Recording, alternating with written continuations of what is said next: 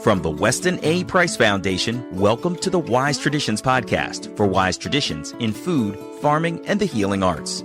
We are your source for scientific knowledge and traditional wisdom to help you achieve optimal health. And now here is our host and producer, Hilda Labrada Gore. Hey, Hilda here. Did you know that there are over 50 million women worldwide going through menopause? It's time to talk about this important transition in our lives. And there's nothing to fear about it. As our guest puts it, menopause is inevitable. Suffering is optional. This is episode 451, and our guest today is Zora Benhamou. Zora is a gerontologist, passionate about longevity and biohacking menopause. She is also the host of the Hack My Age podcast. Today, Zora demystifies menopause. She covers the various stages of it, identifies the symptoms or challenges posed by each stage, and she offers tips for how to manage them, along with actionable resources for women approaching menopause, experiencing it now, or having gone through it. She also discusses the stereotyping that comes with aging and the taboo nature of discussions concerning menopause. Before we get into the conversation, I want to invite you to become a member of the Weston A. Price Foundation. We are a member-supported nonprofit. In other words, we can only do education, research, and activism with your help. There's no other way. So please become a Weston Price member. You can go to westonaprice.org and click on the Member Yet button and use the code POD10 to join for only $30 for the year. Thank you in advance and welcome to the family. This is Hilda Labrada Gore, and you're listening to Wise Traditions. Welcome to Wise Traditions, Zora. Hi, thank you so much for having me. It's so good to see you. It's good to see you too.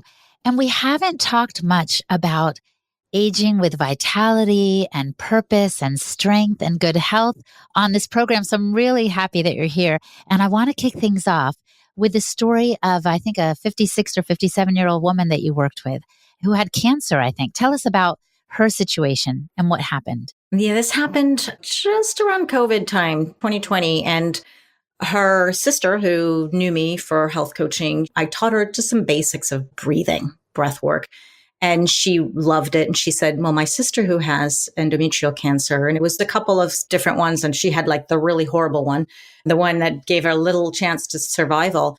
And she said, I really want you to work with her twice a day, every day, and I'll pay you for this. She needs to learn how to do breath work. So I met her on Zoom. She was in the Philippines, and she was so sweet. But the first day I saw her, her head was down. I couldn't really see her face. She was in absolute pain, and her belly was hurting all the time. And she woke up 6 times a night, peeing or out of pain. And I said, well, okay, let's work on breath work to help you sleep. So because of the time difference, I was meeting her, it was around 9:00 p.m. her time. And I would teach her some basic breath work techniques, and mostly to sleep and to remove pain. And third day, I was meeting her every day. I even woke up at 2 a.m. in the beginning after I was like for a couple of weeks. And I was like, okay, I'm going to get sick if I don't record these. And I started recording them and sending to her instead. But we would meet every day, and she did this every single day. And on the third day, I opened up the Zoom. I saw this face in front of me, a huge smile. And I said, was this you, Lenny? I thought I got the wrong Zoom code. I didn't recognize her. She had this huge smile. I said, what happened? She said, well, I just do the breath. I get pain. And when the pain comes, I do the breathing that you teach me, and the pain goes away.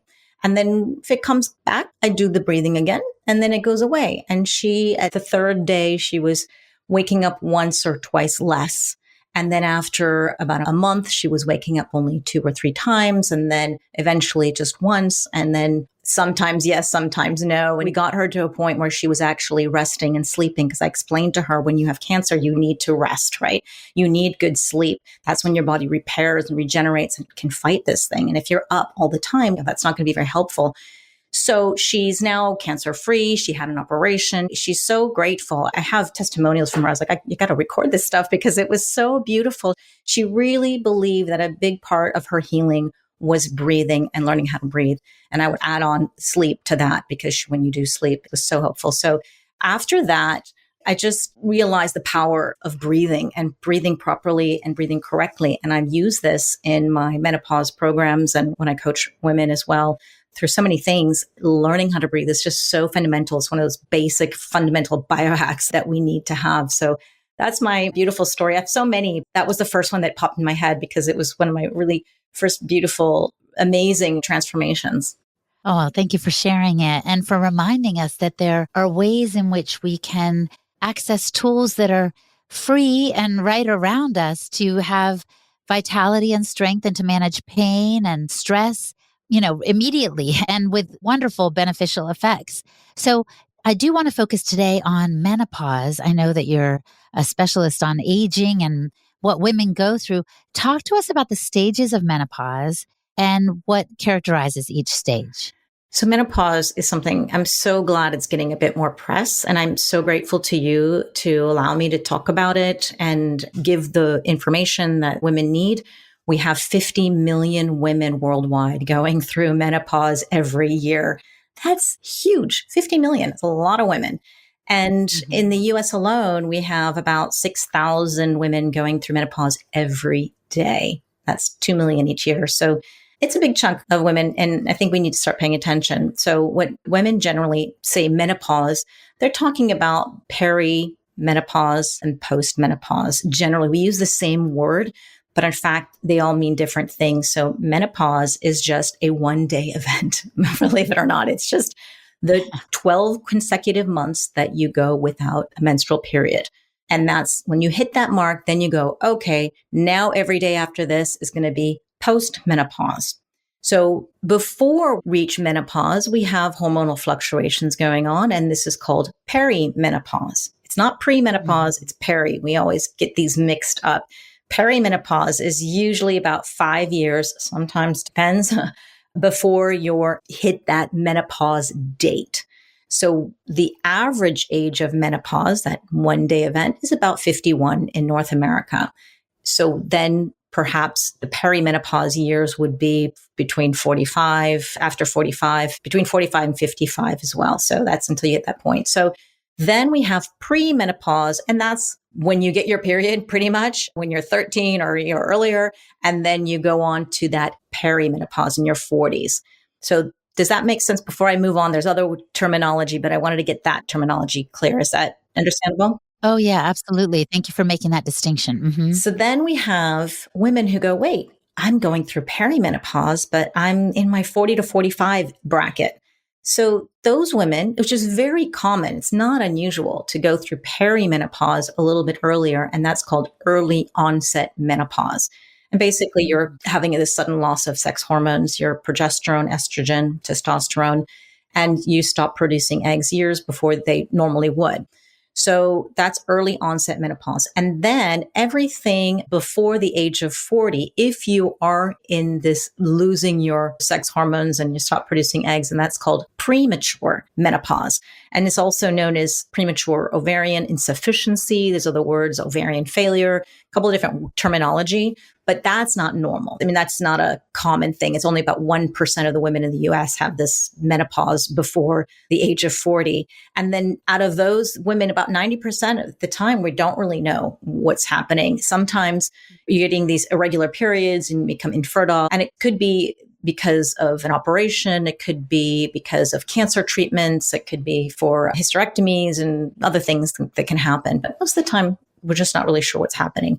And then you have ovarian failure, which happens before the age of 30, and that's 0.1%. So it's going to be quite rare, but it can happen. Does that make sense? Right. And then there's, like you said, menopause itself, which means you've had 12 consecutive months of no menstruation. And that phase of your life, your fertility is done. And then postmenopause. Yeah. So postmenopause is from that date, which is about the age of 51, all the way up until you die. But I'm wondering if there's going to be other stages created. It's almost like we forget, like once you're postmenopause, whatever. We have all this stuff classified for women younger. Is menopause the same for a woman going, when they're 80s and as opposed to their 50s? Or I kind of question if in the future we'll start having more terminology as we learn more, because only now we're starting to pay attention to this. And there's so little research on women, period. And there's less research done on women in menopause as well. So we don't have a whole lot of information. Well, and that's why I'm glad we're having this conversation. Why do you think, Zora, that menopause is discussed so little? Well, it's been taboo for so long. And I'm learning about different cultures as well. Is it taboo, or is it just people don't make a big deal out of it for some reason? Is it because they have fewer symptoms or they're not as strong? Maybe there could be many reasons why. But generally in the Western world, we don't talk about that. I mean, I've had clients who were trying to help, and she's in her 60s. And I said, what about menopause? Tell me about it. And she's like, oh, I don't talk about menopause. And I said, but with your girlfriends, you do. She goes, no. My friends say, shh, we don't talk about that. And this is a woman in her 60s today. And she was from Ireland. So I was shocked. I thought, because in my world, I live in a bubble. And I think everyone's talking about it, but still there are a lot of women who don't talk about it. And I think it's just a taboo topic like death or other things that we just, it's uncomfortable. And I've been creating these series of reels of menopause around the world. And I started in Europe, and I'll be going to Asia at the end of the year and recording women there just about their menopause experience. And I noticed that as further east I go, as I hit Poland, I met women who were saying they don't want to be recorded for this because they don't talk about menopause to a stranger, and they don't even talk about it with their friends. So they say it's just too personal, and they're not comfortable speaking about it with me. So it's still in many cultures where women don't talk about it. And I'm trying to figure out why is what I'll be doing as I go on with creating more reels. Right.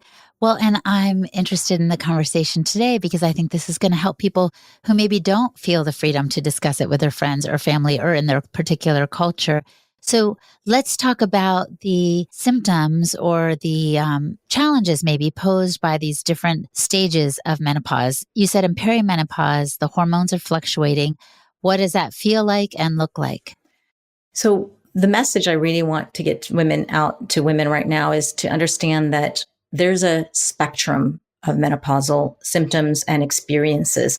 And it ranges from flying by without any notice, no symptoms, you don't feel any different, and to the other end of the spectrum, which is, you seem to have every single symptom on the planet and it's very severe. So then we have the middle, people having, some symptoms such as hot flashes and night sweats, or perhaps unexpected weight gain, or they have some moodiness, anxiety, depression, these kind of things happen. But everyone, again, has different symptoms and a different intensity of the symptoms.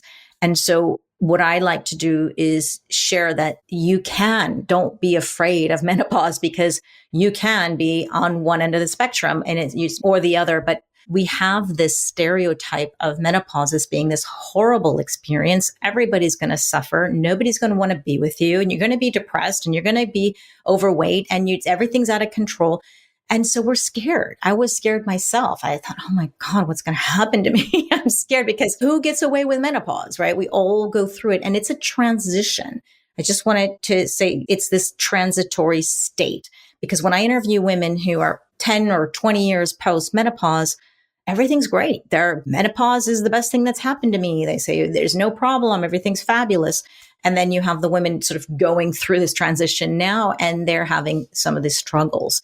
And the big problem that we have is that doctors are not trained for menopause generally. It's not a standard thing they talk about a lot in medical school. They would talk maybe one short lesson on it, and they're not trained to help a woman go through this transition. So when we go to our doctor saying, I feel this, I feel bad, I don't know what's happening to me, it's not normal. And this can very often be in your 40s, where you're like, menopause, that's only for people over the age of 50, or you may in your head think it's 60. You don't even know much about menopause, but certainly in your 40s, I am light years away from it. So it never occurs to you that you may be having some anxiety or depression, not because you're having depression, but because of the fluctuations in the hormones, and then just correcting them may help, not necessarily an antidepressant.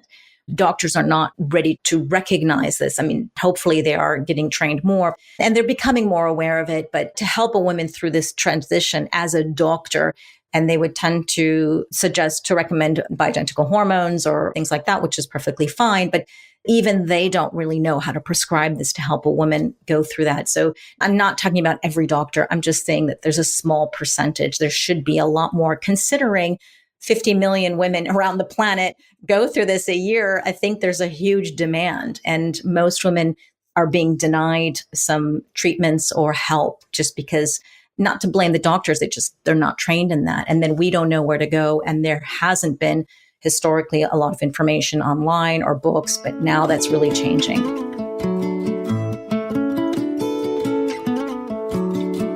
Coming up, Zora discusses how women can biohack their menopause. She dives into why a positive mindset and change in attitude can produce a better experience. And she talks about how menopause is not anything to fear. You're listening to the Wise Traditions podcast from the Weston A. Foundation. We pause now to recognize our sponsors. Paleo Valley.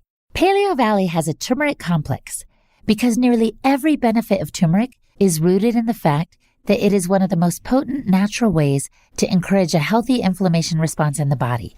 It inhibits the inflammatory factor, and there are a lot of ailments rooted in or exacerbated by inflammation. And because of that, there are a lot of ways turmeric can be beneficial. Honestly, joint health, joint discomfort, cellular health, blood flow, and neurodegenerative diseases are just a few things made worse by inflammation. And if the health benefits are not persuasive enough, know that turmeric can also help with hangovers. It slows down the transformation of alcohol into acetaldehyde in the body, so your body has time to process it, minimizing hangover symptoms. And listen to this, Paleo Valley has combined turmeric with coconut oil and black pepper, which has been shown to help turmeric absorption by 2,000%. They have also included organic ginger, rosemary, and cloves in their turmeric complex, which have additional benefits like brain support, healthy inflammation response, immune support, and healthy digestion and blood sugar levels. So go to paleovalley.com/wise to get 15% off your first order for the turmeric complex or any of their other products. That's paleovalley.com/wise to get 15% off. And Optimal Carnivore. Brain Nourish is a revolutionary new product from the guys at Optimal Carnivore. They have combined grass-fed beef brain and lion's mane mushrooms in a groundbreaking formula. It is the ultimate whole food, nootropic to build a better brain. And studies have shown that both ingredients are remarkable at improving cognition and brain health in the short and long term. They support supreme focus, elevated mood, improved memory, greater clarity, and enhanced creativity. And Optimal Carnivore only uses 100% real mushrooms, and the beef brain is sourced from the highest quality regenerative farms in New Zealand. So head over to amazon.com/optimalcarnivore and use the code Weston10 to get 10% off all products. Again, that's amazon.com/optimalcarnivore and the code Weston10. This is Hilda Labrada Gore, and you're listening to Wise Traditions. Yeah, and so what resources or helps do you offer to the woman who's about to enter in? Maybe she's in peri-menopause and experiencing the hot flashes, the night sweats, the hormonal fluctuations and changes in mood. Like, are there ways in which that these symptoms can be mitigated or, tamped down a little bit through diet and lifestyle, perhaps? Yes, there's so much we can do. So first, I want women to know that they don't have to suffer in silence. This is not something that you just pick up your socks and say, let's just get on with it. I mean, if you want to, you can, but you don't have to. We now have a choice. It's kind of like we have a choice on how we want to age. We have a choice on menopause, right? And menopause is inevitable, but suffering is optional. You can or you cannot. And the other message I really want to share with women is to please don't shame anyone for or against X, whatever it's a diet or it's a lifestyle or hormone therapy. It's their journey. It's their choice, and everybody's different. So that's what I love. Bring in the biohacking. Biohacking is understanding that we're all bio-individuals. So we all have different needs and different treatments. So when I when I help women pass through this transition of menopause, and I'm 53 myself, I'm going through it myself, then I first try to get the mindset ready. I tell them, you don't have to suffer. Thanks for reaching out. You can do stuff about it and change the attitude, right? It's not something to fear. It's all hackable. There's things that we can do, and having this positive attitude really, really helps. Then I talk about the biohacking foundation, which is if you look at a pyramid, there's this foundation, like the food pyramid, for example.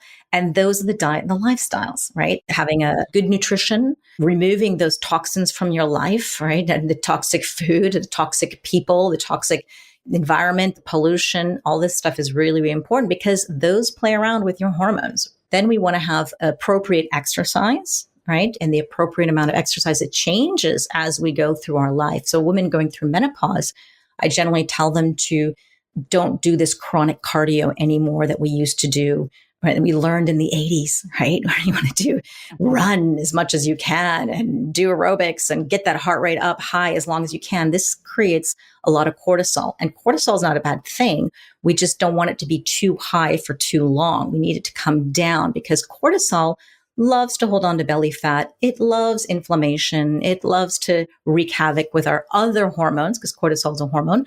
And so we need to balance things out and need more recovery, and we need to have appropriate exercise.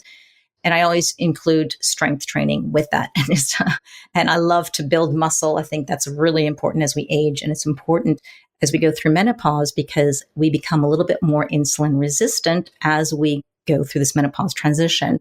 And that means that we can't seem to eat like we used to in terms of the carbohydrate load, right? We need to pay attention to that. And we have healthy carbs, right? I'm not demonizing carbs. I just want, we need to have our potatoes and we need to have our whole grains or whatever it is that you like that are beans and lentils, but we don't want to get into that highly processed food that perhaps we used to eat and didn't have a problem with it. And now we do. So we got to balance out that, get that blood sugar as well. So having appropriate exercise, good nutrition helps with that in menopause. And then of course the sleep. And then when we have hot flash night sweats, of course that's going to be difficult. So we got to manage the hot flashes. And that'll help us sleep better. And then once we sleep, we wake up more refreshed and we have more energy because fatigue is another sign of a symptom of menopause. And then when we have stress management, which is the key, you probably could be not sleeping because you're too stressed because the hot flashes are coming. So there's like this vicious circle and we need to attack it from different ways. And again, everybody's different. Some women have no hot flashes, but they have thinning hair or they have joint pain. And there's so many other symptoms that we can hack, but managing the stress is key. What we want to do is lower oxidative stress. We want to lower the glycation that happens in the body and the inflammation. And that's not only great for menopause, it's good for healthy aging. So that's like the foundation, the relationships, the community they have, the purpose in life. This is all fundamentals. And if we can get this, we have a better chance of a smoother menopause transition. Because some women's hot flashes are triggered by stress, some women who have overweight, who have too much body fat, then that also not be so great for the hot flashes because that's insulating. Fat is insulating. And of course, fat may over excess. And I'm talking about excess fat. I'm not saying we should all be skinny because just because you're skinny doesn't mean you're not going to have hot flashes. We have all around, but you may have more if you do have more body fat. So there's things that we want to do that are on a foundation level. And then we have the middle tier of the pyramid. And those are things that women tend to go straight to because it's like the quick fix, like a supplement, an adaptogen. And these are things that you don't need a doctor's guidance for. You can generally pop into a pharmacy. It's easy to get some maca, ashwagandha, rhodiola, Vitex. And those are some of these adaptogens. And then you have the herbs like black cohosh, Panax ginseng, dong quai, so many other great things. You'll find that menopause supplement that says menopause on it and great night's sleep or something. And that's a middle tier, right? I don't want people to jump to that right away. If you take that, I really want the foundation to be strong because they don't work as well if the foundation isn't there or they may not work at all. But I do have people who are using it and it's great. And then the top tier of the foundation, of the biohacking foundation for menopause and for aging and all that is things that you'd maybe need a doctor for. And that would say bioidentical hormone therapy. Some women call it menopause therapy, and there's different words for it. Or if you have joint issues and you need to get PRP injections or some other kind of hacks. And again, these things don't work as well if you don't have the foundation. The hormone therapy, though, however, has been getting really good research behind it, whether or not people are doing the foundation. But I always say do the foundation first because that will help so much. And maybe you don't need those middle and top tiers of the pyramid anyway. So those are sort of the biohacking pyramid for menopause. And I hope some of these things have helped. But really, like you preach so much, is that diet and the lifestyle are so important. Yeah, 100%. And yeah, a lot of what you shared is how we all try to live at every age and stage here, I think, at the Weston A. Price Foundation, eating a nutrient-dense diet, getting plenty of sleep, honoring that, connecting with the earth. I don't think you mentioned that, but, you can get energy from the earth as well. Yes, forest bathing. Absolutely. And all the things. My interest was piqued when you mentioned glycation, because I read somewhere that sugar actually ages us and contributes to that process that we're trying to avoid. Have you found that out to be true as well, Zora? This is from recording loads of podcasts as well and talking about glycation with some doctors and researchers. Everyone from skin, they'll say, oh, externally, these sugars, what it does, or these glucose molecules, they bind to a protein and then they fold it or they mess around with it. And that's where we get wrinkles, right? So we can see this in wrinkles on the outside, but whatever's happening on the outside is also happening on the inside, in our organs, in our intestines, and our cells. So that we don't see or may not feel, but it's happening in the body. So in the biohacking world, we'll say, well, take anti-glycation supplements, which we can. And that's one little hack, but you try to lower the glycation and then you can add on those anti-glycation things. But I think glycation is something we do need to consider when we want to age well and healthily. But not a lot of people talk about it. In the biohacking world, we do, but people not really sure what that means. And that's just glucose molecules. That means not only sugar, but it means anything that converts into glucose in the body. So that can be bread, it can be those whole grains, it can be the wheat, it can be so many other pastries. And it's not just the sugar. And you may go, oh, a bagel doesn't have sugar. No, it does. It just, the body, rice, the same thing, doesn't care what it is. It's glucose and can have this glycation that can happen. And it also can destroy our eyesight, can destroy so many other things in the body. So we need to I don't want to demonize. I hate demonizing food or anything. Everybody has different diets working for different ways. And I just want people to be aware that when you're going through this menopause transition or as we age, we do become a little bit more insulin resistant. And we need to just play around with things to see what can we get away with? Like, what's our limit? It may not be the same as when we were younger. Yeah. And that's so fascinating to think about how what's happening on the outside is happening on the inside too. That's why there's a disease that's called silent killers, or there's osteoporosis. Like you don't feel it until you get a bone fracture and need a hip replacement or something. It just creeps up on you, or a heart attack. You don't feel anything until the thing happens. So there's a lot of stuff that goes on under the hood. And I don't want to scare people into becoming hypochondriacs or anything. And if they're feeling good, generally should be fine. But sometimes I notice people, they say they feel good, but they're just used to feeling bad. Like that's their thing until, and I'm sure you've seen this as well, they change something in their lives and they go, oh my God, I didn't realize I could feel this way. And they're just used to that. So I would always recommend, I'm a biohacker, so I like looking at blood work and I like looking at data. We have these sort of Aura rings that are these little computers on our fingers, and we wake up and we can see our heart rate and our heart rate variability, which is a measure of stress and recovery, and go, let's look at the data. Let's see what's happening. And you don't want to get married to that. Like you stand on a scale and think, oh, I'm going to have a bad day because I gained a kilo or whatever. It's not that. It's looking at trends and just being aware of what's happening. But getting good blood work and testing, I think, is always a good thing because that's why how we find out if we're getting pre-diabetic, right? And hopefully your doctor would say, hey, you're pre-diabetic. You may want to change something in your life, not wait until you're actually diabetic. So they give us a clue, a warning, and we have a chance to reverse these things. Sometimes it's irreversible. So if you want to look under the hood once in a while, once a year, you should get some good checkup and see what's happening. Yeah. And I like that you use the word reverse because I was just thinking, can we pull a Benjamin or Benjamina button move by reverse aging, Zora? Like, are there any things, I can think of a couple, that lengthen our telomeres, that revitalize our mitochondria, that will help us not only live long, but have a wonderful health span as well?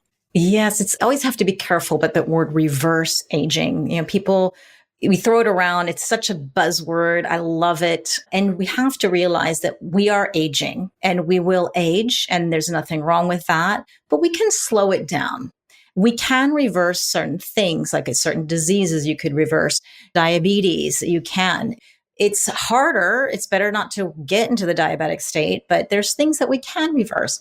But you can reverse biological age. There's these biological age test kits. And how accurate is that? Anyways, we're still going to age. Even if you tested and you were 50 years old, even though you're 60, the biological age says 50, your chronological age is 60. So you will, with age, that 50, maybe it'll go slower, but it'll probably go up. Maybe you could even reverse a little bit more with certain hacks.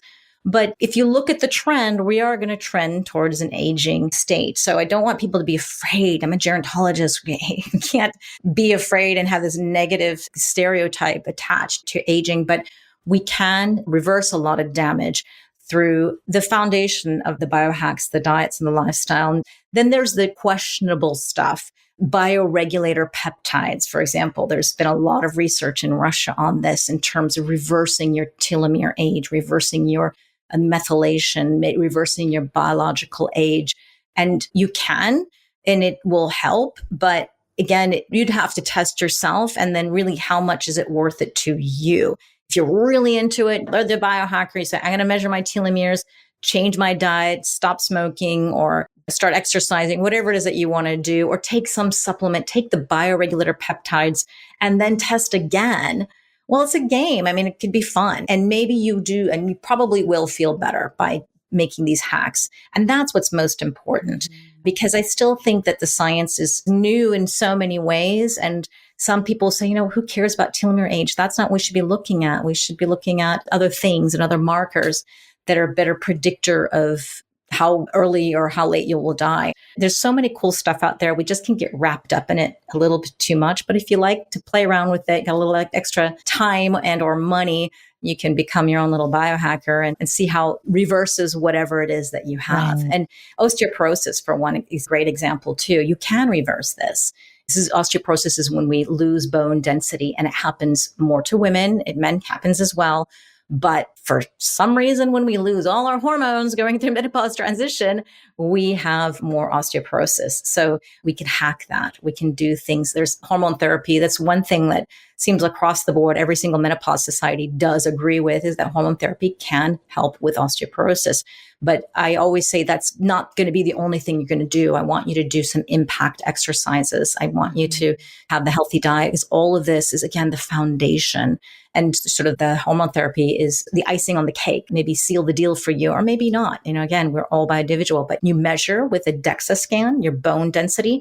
Please, ladies, if you're listening to this, do it as early as you can. If you're in your 40s or 50s, don't wait until 65 when your medical care or your insurance will pay for it finally, because 65 is too late.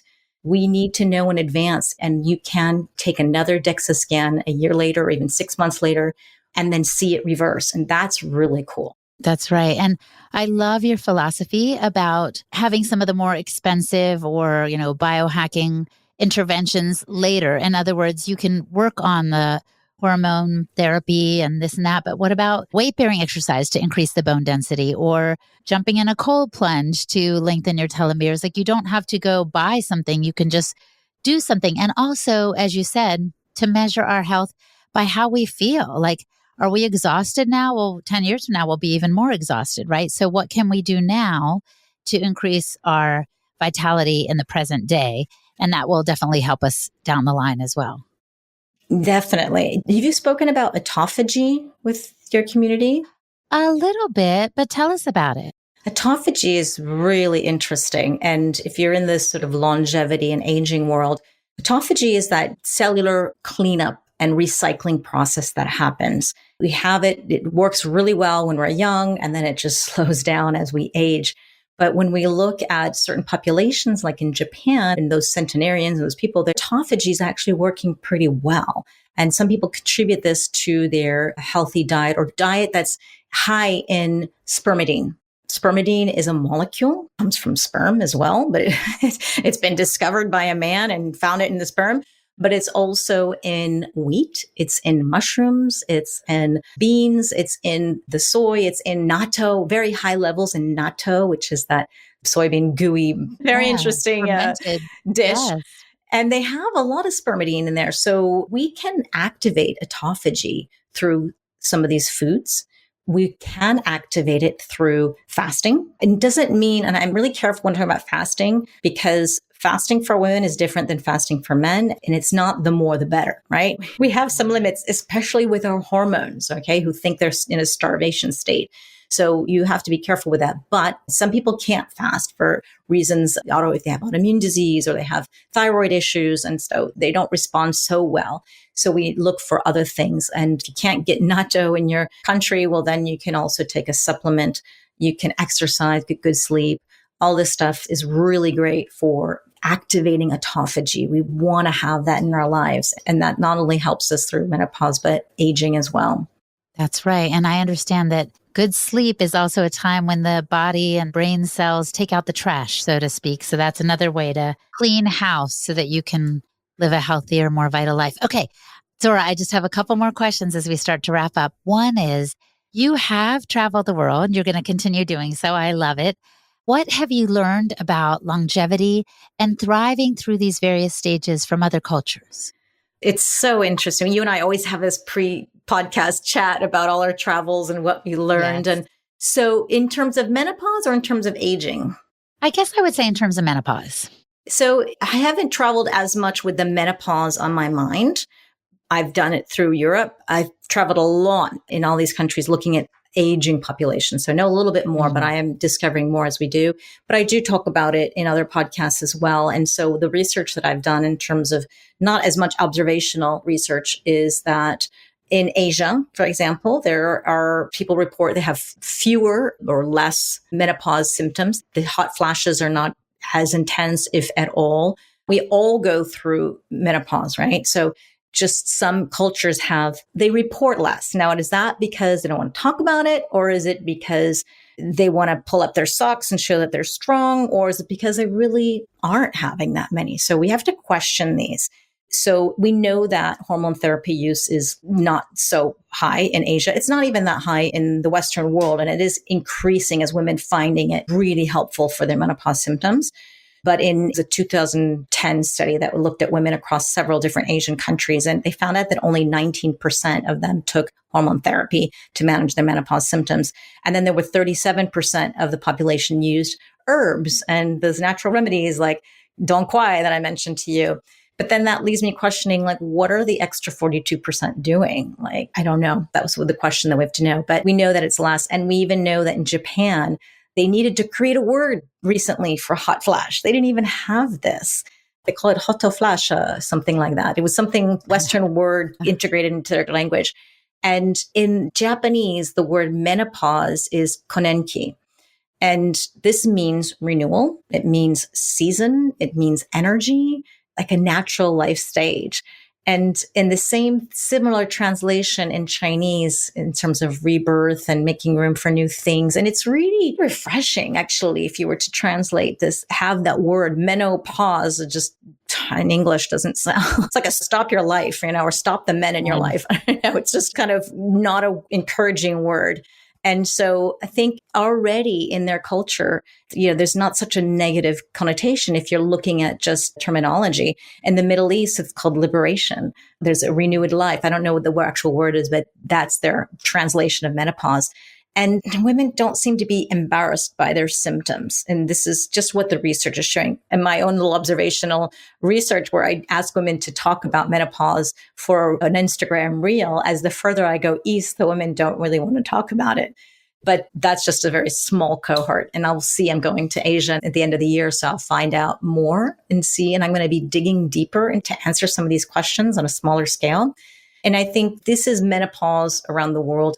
We know that through some of the research that if women have a supportive household, or if they are the leaders of the household, they tend to have less symptoms or less intense symptoms of menopause. So having that support system is really, really important. And that's what we really want to pay attention to if we can bring those people in our life. or if you don't have this in your family, to please, get it online if you can, or there are definitely options of doing that. But I think menopause around the world they're having some they're going through menopause. It's not like anyone's getting away with it, but they have different experiences. But we have this is what I've been finding out in general in North America and in Europe, is that there is this spectrum that I'm finding. But it seems as though that women are talking about it more in North America and a little bit less in Europe, but it's like a big deal. Like, we're rattling the cages with this, and we're standing up and saying that I don't feel good and I need help. And again, I don't know if it's because we're having more severe symptoms than anyone else, or it's just that, we're fed up and we want to have some help with this. So yeah, that's what I'm finding. The other last thing I found out, in India, for example, the average age of women is 46, which is very interesting. So It can vary. It's, again, when I say that number 51, it's really an average. And that's just the 12 consecutive months without your period. But what about the whole perimenopause experience, which can be 5 to 10 years of these hormonal fluctuations and having these symptoms? So, it's not just like, okay, I'm not going to look at this until I'm 51. No, you got to pay attention when you're in your 40s. Know that perhaps you're not feeling so great because of the loss of your sex hormones. Right. So this is my penultimate question to you. You said at the top of our conversation that mindset is one of the first things you try to address with women who want support during this stage of maybe perimenopause or menopause. How do we get over the mindset of a fear of becoming maybe invisible or useless? Biologically, we're losing our fertility and our sex hormones, as you said. How do we overcome the stress and the worry that might come with feeling like we're kind of washed up? Yeah, it's something that women feel it more than men. In gerontology, we learn everyone, as we age, we do have this feeling of being invisible. It's not unusual. Very often we relegate older adults into a corner or into a community or to a nursing home, or we don't integrate them enough in our society. They're not part of the fabric of society, which is really disappointing, because the older you are, the more experience you have. And there's so much to learn from older adults. And yes, there are changes, but we can shift things and still bring them into society. But when you add in other factors, such as being a woman or being a lesbian or being from the LGBTQ community or being handicapped, all these other things make it a lot worse and a lot harder to integrate with society, because you'll always have those people who are against you or they don't accept you, and you have these challenges. So it's hard enough to be an older adult, but being a woman on top of it, we do feel the brunt a little bit stronger. So we need to, when in terms of aging, we need to really change the mindset. And you ask me how, because that's really hard, because it's a very interesting model that I learned called the AIR model. And it happens, and this is what creates ageism in our society. And the AIR model is AIR. It's A for acquisition, I for internalization, and R for reinforcement. And it's basically saying that as children, we're observing our environment. We see how your parents treat their parents, or older adults in general. We may look at cartoons and see how older adults are shown, if they're energetic or if they're slow, if they're forgetful, or for whatever stereotypes they have. So we're building these stereotypes from a young age, these negative, especially if they're negative. And if they're negative, and by the time we become, say, in our 50s and we're feeling a little slow or a little tired, we go, oh, okay, we're probably just getting older, right? That's internalizing this. You're accepting that this is normal. Maybe you're tired because you have some virus or you have your microbiome isn't optimized. You don't have to say that it's aging. Very often it's not. So I don't want people to accept this and internalize it. And then if you do internalize it and accept it, then you're reinforcing the stereotype into the world, and you start walking slower, you accept it, you don't fight it, you don't say whatever. You live all these stereotypes as negative stereotypes because you think that's what's happening. So this is really dangerous. This is ageism. This is internalizing. This is internal ageism against yourself. So there's external ageism where you make a comment to somebody, you're not hire them because of their age, and that's really bad too. But anything that you're doing as a younger person in terms of discriminating older adults or prejudice against them or reinforcing the stereotypes, you're discriminating and you are discriminating against your future self, basically. So you don't want to build on this social acceptance of this practice. So really what you do today will affect you when you are 60, 70 years old. I mean, that's basically what I was trying to say.